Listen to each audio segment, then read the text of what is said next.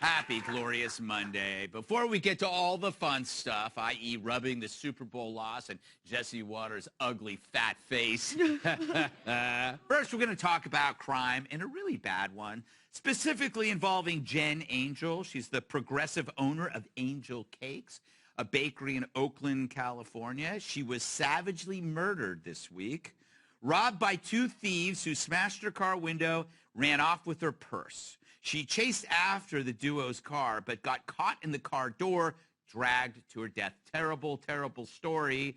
It kind of gets worse because her family and her friends are urging the police not to jail her killers.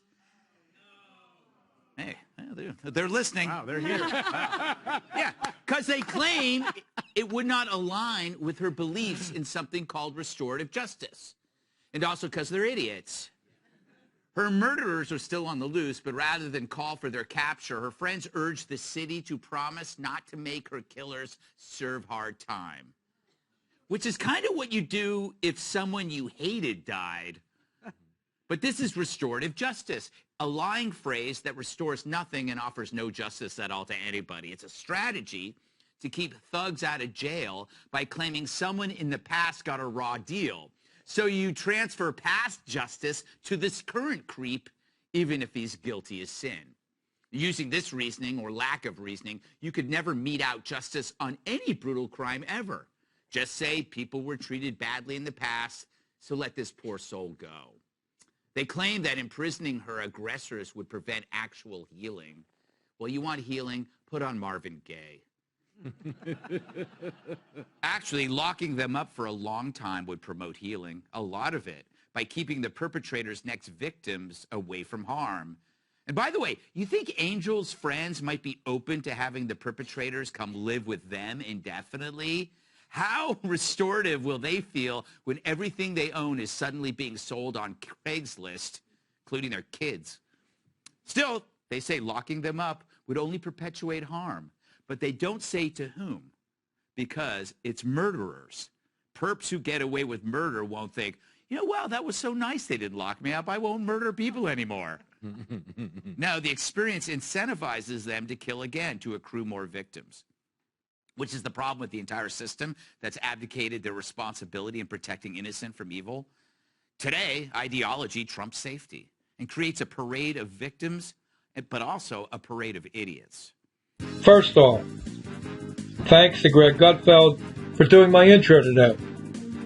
I was hoping that Kat would add her 2 cents, but her producer said something about she's having one of those lady days, whatever that means. Maybe next time. Anyway, restorative justice.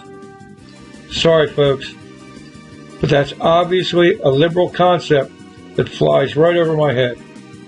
So I looked it up online. I actually found almost 3 pages of absolute bullshit notions. Are you fucking shitting me? You don't punish criminals? You talk to them? Once again, sorry folks, talking to bad actors don't fucking work.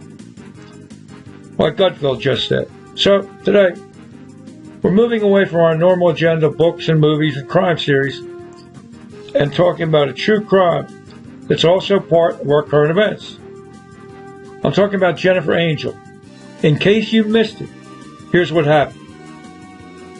Jennifer Angel, age 48, the owner of Angel Cakes Bakery in Oakland, California, was pulling out of her parking spot in the garage of a Wells Fargo branch on Monday afternoon, February 6th.